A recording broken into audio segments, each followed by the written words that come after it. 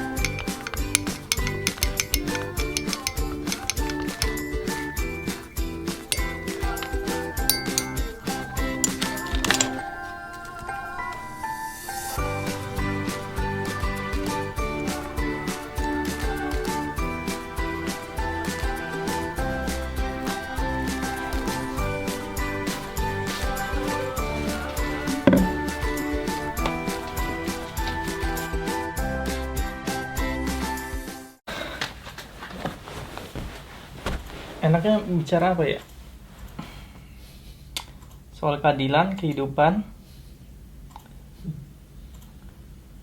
Mudah-mudahan aduh, ini 2022 kok mouse-nya masih kayak gitu aja, bakalan dikritik anak-anak IT coba.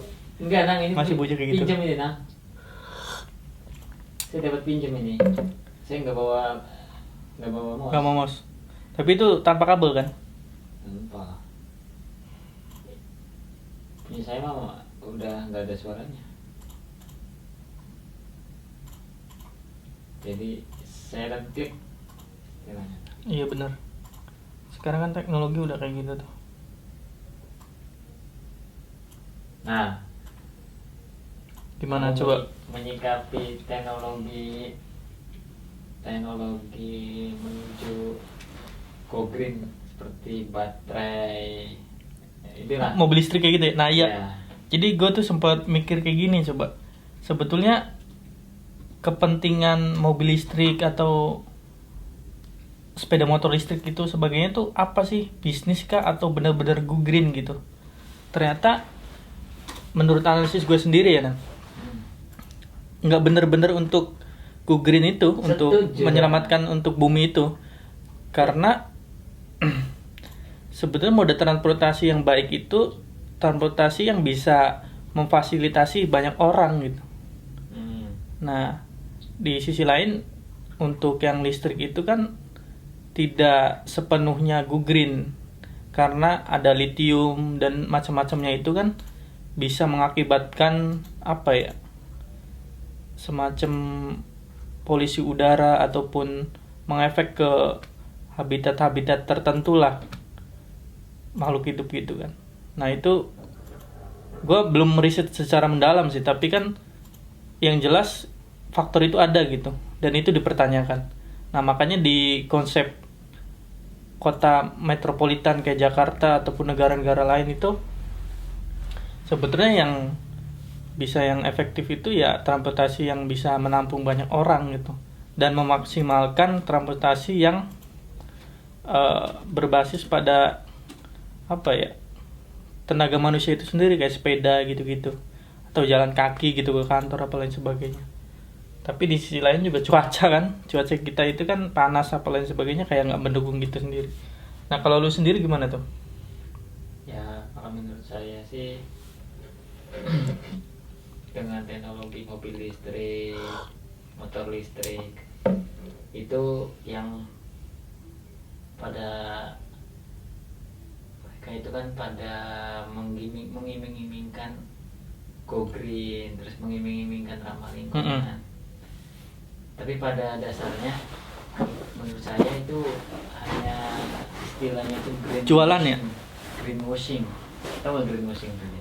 Berarti semacam konsep meyakinkan pembeli ataupun orang lain untuk membeli produk kita, tapi membawa nama-nama tadi tuh. Nah, ya, atas nama itu kan, go green itu kan, ramah lingkungan apa lain sebagainya gitu. Gampangannya praktek tipuan pemasaran kan. Iya. Iya, anak-anak marketing yang belajar kayak gitu kan. Nah, pada dasarnya kan listrik itu, baterai itu kan prosesnya kan bukan semerta-merta langsung ada kan. Maksudnya bukan sesuatu yang bisa didaur ulang atau sesuatu yang ramah lingkungan. Listrik kayak gitu kan dia pada dasarnya ya untuk mendapatkan komponen tersebut kan merusak alam juga. Padahal ya sama aja kayak kita kan, komponen baterai sendiri kan itu kan tidak ramah lingkungan. Mereka dapat komponen baterai dari alam, merusak alam. Itunya limbahnya akan merusak alam juga. Ya pada dasarnya ya sama-sama merusak alam juga. Jadi ada benang merahnya ya, merusak alam itu ya. Iya, ada ininya juga. Dan istilahnya apa ya? Dengan kita melabelkan itu go green apa segala macam, otomatis kan ya, pemakaian yang dulunya menggunakan mungkin BBM apa berubah menjadi ke listrik semua. Otomatis kan listrik itu akan menjadi masalah yang lain setelah BBM gitu. Masalah berikutnya lah untuk gitu ya. Karena ya itu material-material yang dibutuhkan untuk membuat suatu teknologi listrik itu kan tidaklah bukan teknologi yang ramah lingkungan. Mungkin ya emisinya no, cuman kan untuk membuat komponen itu kan dibuat di dalam pabrik. Pabrik tidak mengeluarkan emisi gitu kan. Otomatis kan dengan dengan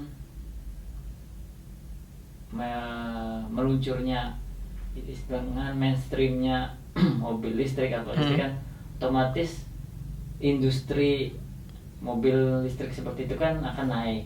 Otomatis pabrik-pabrik baterai, pabrik-pabrik ya komponen-komponen pendukung mobil listrik itu kan akan meningkat juga. Nah ya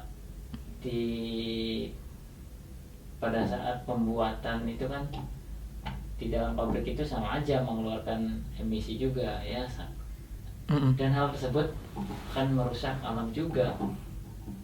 Nah, gue juga ngelihat di sisi lain kan, contohnya di Jakarta ya.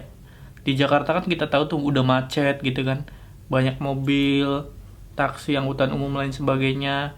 Kadang-kala orang ke kantor juga sendirian tapi naik mobil gitu-gitu kan. Nah, akhirnya ketika mobil itu beralih ke mobil listrik gitu, soal kemacetan juga belum tentu teratasi tuh, Nang. Jadi satu orang beli mobil listrik dan menggunakan ke kantor tanpa ada temennya yang nebeng atau rekan kerjanya ikut di dalam satu mobil itu kan. Akhirnya sama-sama juga macet. Ketika sama-sama macet, akhirnya efisiensi waktu juga kan masih dipertanyakan kan, masih macet. Nah itu kan, jadi tuh ada semacam apa ya, pola pikir yang kurang ajek untuk melihat sebetulnya baik mana sih, mobil listrik kah, mobil BBM kah, atau transportasi umum atau lain sebagainya gitu tuh. Nah cenderung ya tadi hanya melihat pada aspek yang spontanitas saja. Oh iya, listrik bagus, tinggal colok, nggak ngeluarin asap apa lain sebagainya gitu, tanpa melihat variabel-variabel yang lain tuh, kayak tadi ngambil dari alam ya kan, terus si apa namanya, unsur-unsur yang di dalamnya itu dibuang kemana atau diapakan, terus tadi pabriknya itu pasti mengeluarkan asap apa lain sebagainya gitu. Jadi sama-sama ada kurangnya juga kan. Nah yang menjadi permasalahan lagi tentang ketika masyarakat itu menganggap bahwa dengan menggunakan mobil listrik, kita saya udah ramah lingkungan. Ya mungkin jadi penggunaan listrik itu, penggunaan mobil listrik itu tidak terkendali. Sekarang mah kan lebih nggak pakai BBM, nggak ngecemar lingkungan. Otomatis kan penggunaannya kan lebih intens. Nah yaitu dengan penggunaan lebih intens kan otomatis spare part apa segala macam itu akan lebih cepat rusak. Dengan akan lebih cepat rusak ya perputaran penggantian baterai, nanti limbah baterai itu kan akan semakin banyak gitu. Nah itu ya bisa menjadi masalah baru ke depan juga kan, karena kita mendingan kita merasa merusak lingkungan, jadi kita menahan daripada kita merasa menjaga lingkungan, go green gitu kan. Tapi pada dasarnya ya itu merusak lingkungan juga, itu kan lebih susah. Padahal sama aja kita mendingan ngerasa salah, jadi kita menahan-nahan lah istilahnya, daripada kita merasa ini yang saya lakuin benar tapi padahal masalah. Itu kan lebih susah lagi untuk diingatkan itu. Jadi pada dasarnya ya mempunyai, dengan beralih ke mobil listrik atau yang berkaitan dengan listrik ya mempunyai masalah yang baru gitu. Ya, ada permasalahan. Terus bukan berarti lepas dari persoalan kan? Persoalan karena energi listrik pun bukan energi yang murah gitu. Lu tahu nggak sih di Pulau Jawa kita ini nih sebetulnya kita tuh kelebihan listrik. Oh iya, saya juga dengar sih. Nah iya, makanya kan akhir-akhir ini kalau misal gua korelasiin sama kompor listrik, itu ada kaitannya ternyata. Jadi pemerintah kita ini kan salah menerapkan mungkin kebijakan analisis gitu kan. Kelistrikan di Pulau Jawa akhirnya berlebih. Nah, untuk mengantisipasi kelebihan itu, ingin dapat apa ya, nggak terlalu rugi-rugi amat gitu kan. Makanya ada inovasi tadi tuh. Oh iya udah, kompornya kita ganti deh ke kompor listrik. Nah, cuma kan akhirnya kan kita melihat bahwa persoalan itu ya hanya menguntungkan si korporatnya aja gitu, tanpa melihat dari efisiensi dari masyarakatnya itu sendiri. Makanya gue bilang dalam hati kan mikir kan, loh ini berarti bukan solusi untuk komprehensif untuk semuanya gitu, tapi untuk kebijakan yang salah dibuat di awal gitu, sehingga kelebihan itu terjadi gitu. Nah kalau lu gimana menurut lu ngelihat itu tuh? Ya emang kebijakan mengganti kompor gas gas 3 kilo LPG 3 kilo dengan kompor listrik memang kebijakan yang kurang matang sih menurut saya. Karena istilahnya apa ya, dari sarana dan prasarana, terus dari kebiasaan masyarakat Indonesia itu bukan kebiasaan ya, istilahnya ya